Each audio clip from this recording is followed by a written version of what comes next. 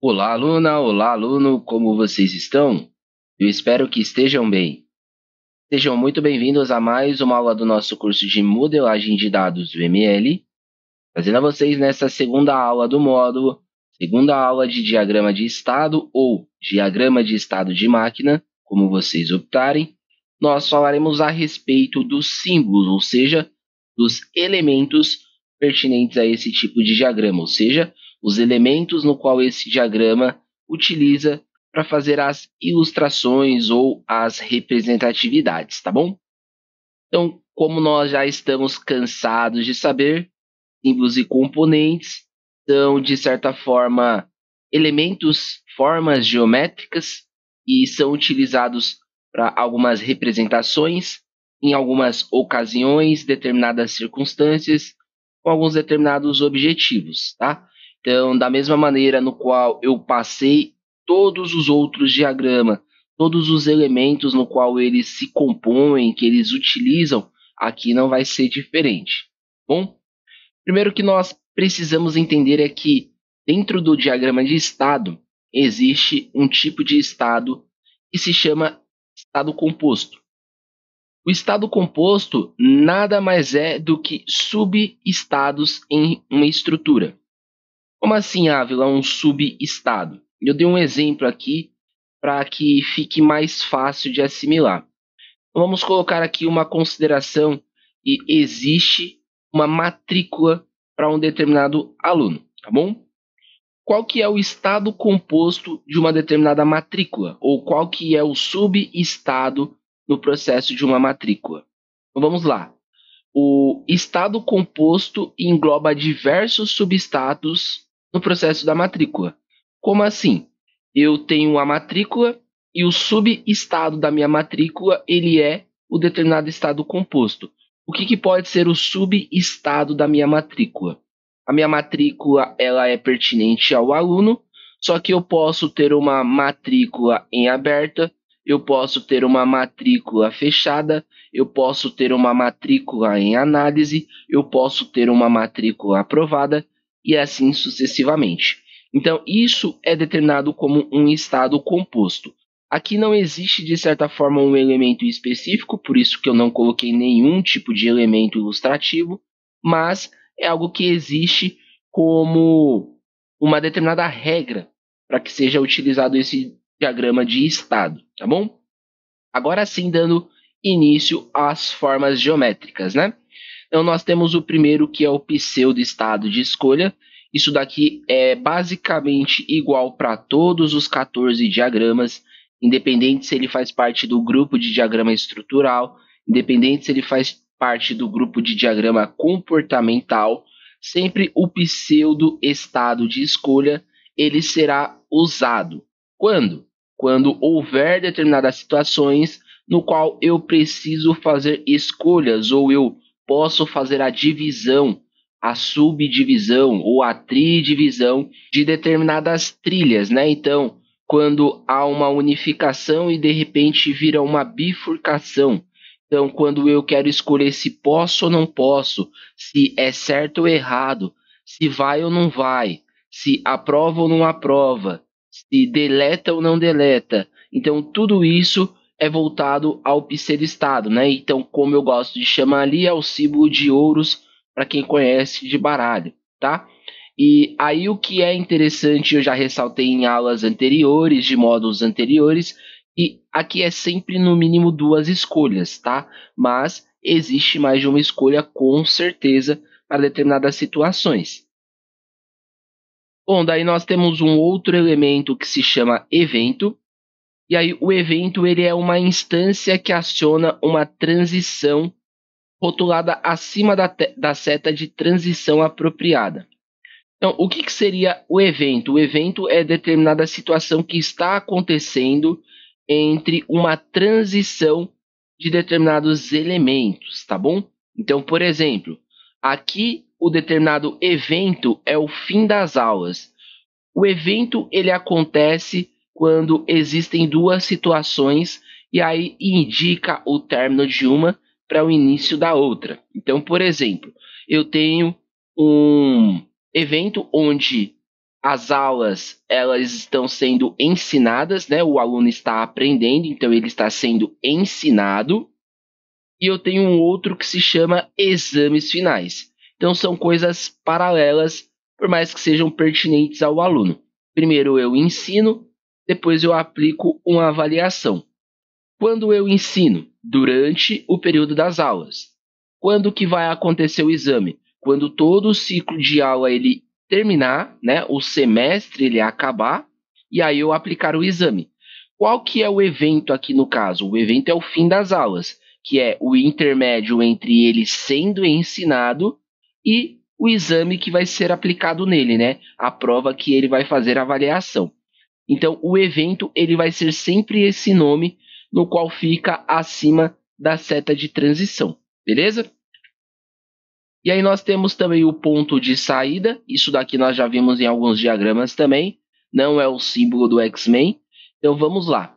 O ponto em que um objeto sai de um estado composto ou uma máquina de estado, identificado por um círculo com um X no meio. O ponto de saída é geralmente usado em um processo que não está concluído, mas tem que ser encerrado por algum erro ou outro problema. Bom, quando que o processo ele pode ser concluído, mas ele não é encerrado? Então, aqui está mencionando que pode ser por algum problema em específico ou por alguma outra ocasião.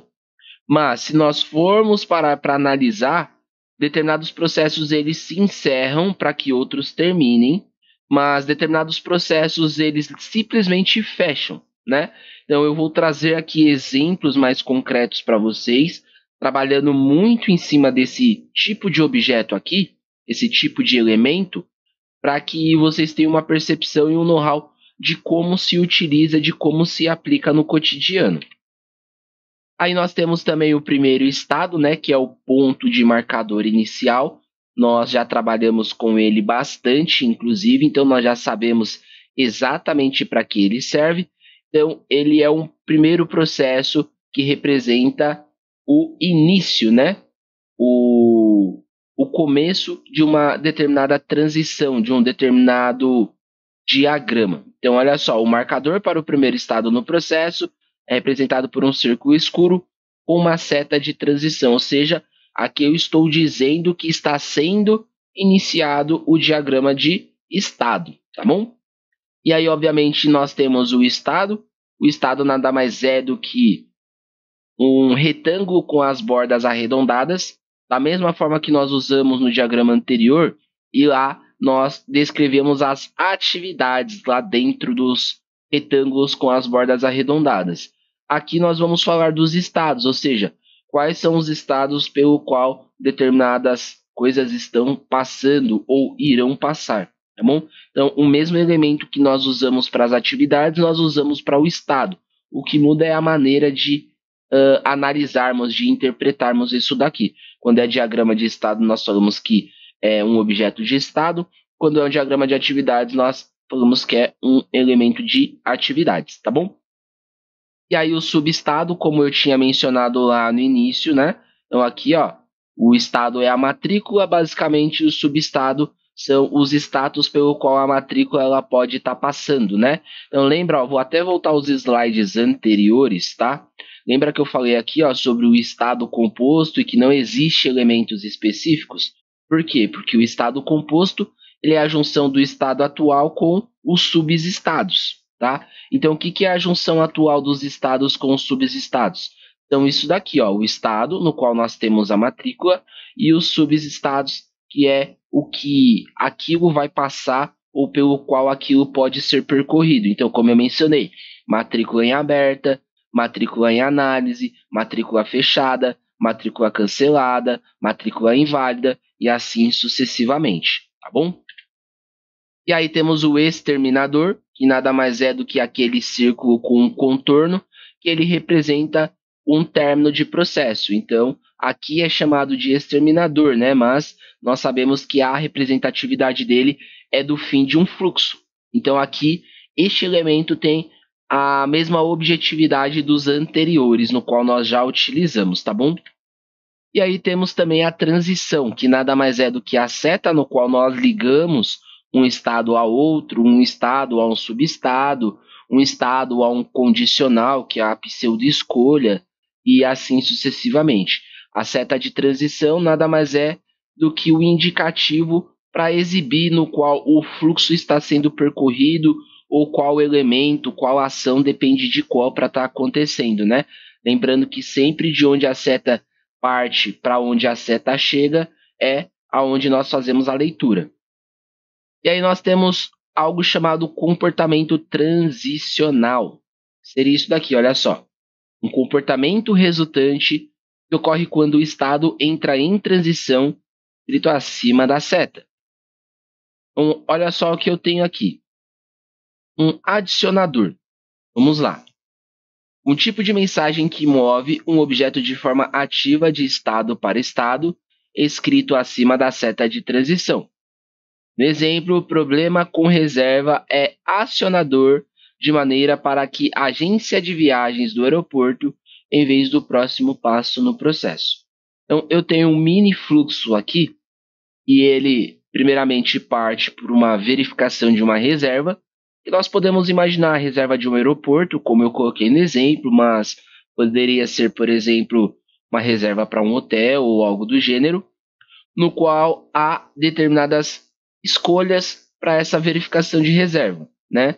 Aqui eu não coloquei as escritas acima do pseudo-escolha nem nada, sim ou não, certo ou errado, mas por vocês já estarem acompanhando os módulos anteriores, vocês sabem muito bem como funciona, não tem a necessidade de eu destrinchar mais a fundo sobre isso.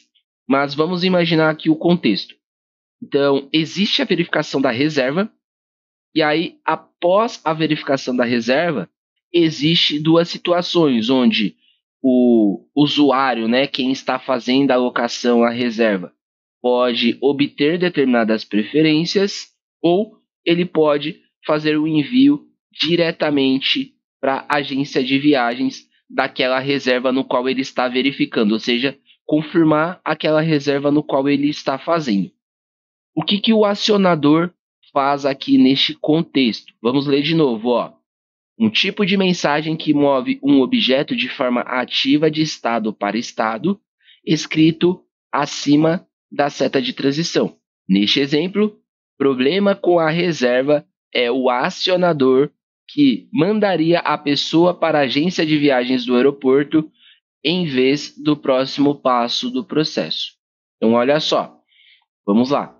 Se eu colocasse aqui acima das setas este determinado informativo, esta determinada frase, problema com a reserva. Então, poderia colocar aqui dentro do pseudo-estado, né, do nosso elemento de condicional. E aí eu colocaria problema com a reserva, sim ou não. Se sim, enviaria direto para a agência de viagens, porque quem tem que resolver o problema da reserva é a agência. Se não existe o determinado problema, aí nós colocamos que ele pode passar a um processo adiante, que seria a obtenção das preferências. O acionador, nós na verdade chamamos de acionador, esta determinada frase que faz com que os elementos ou que as ações elas mudem de situações de acordo com aquilo que for escolhido, né? Então, o nosso pseudo-estado, que é este elemento de condicional, ele serve para dividir os fluxos, mas o que faz a divisão realmente de que se o caminho vai ser escolhido para opção A ou para opção B é o acionador, porque o acionador ele vai ser aquela frasezinha de impacto, aquela frasezinha que vai dar com que você consiga fazer a mudança de situações, tá? Então, a maioria dos elementos que nós estamos vendo aqui, na verdade, nós já trabalhamos em muitos outros diagramas. A seta de transição nós viemos trabalhando desde os primeiros diagramas do curso. Os nossos elementos condicionais também já tem muito tempo que nós visualizamos. Os nossos retângulos com as bordas arredondadas também já existem muitos diagramas no qual nós trabalhamos. Como eu mencionei anteriormente, o que muda é a maneira no qual nós falamos de acordo com o diagrama que nós estamos usando. Então, quando é de atividade, nós falamos que é um elemento de atividade. Quando é o diagrama de estado, nós falamos que é um elemento de estado ou de subestado. e assim vai mudando conforme as ocasiões. Mas não é difícil de entender, não é difícil de assimilar, até mais porque nós estamos com mais de 13 horas de curso, mais de 13 horas praticando aqui em todos os diagramas, atividades práticas, fazendo a 4 mãos com vocês, e aqui não vai ser diferente. Então esta aula foi mais para uma instrução maior, para que tenha um know-how maior, uma abrangência maior do que este diagrama é composto, do que ele pode fazer e do que nós podemos utilizar. Como eu já mencionei na aula anterior também, nós podemos fazer a junção de outros diagramas junto a este diagrama aqui. E aí, a partir da próxima aula, nós vamos começar os contextos práticos, ou seja, nós vamos pegar aqui todos esses aprendizados teóricos e colocar de forma prática em exercícios com determinadas situações, tá bom? Eu espero que vocês estejam entendendo, eu espero que vocês estejam gostando, eu espero que vocês estejam animados, que vocês consigam colocar em prática tudo que vocês estão absorvendo. Eu vou me despedindo por aqui, a aula já está ficando um pouco extensa. Me despeço de vocês e até breve.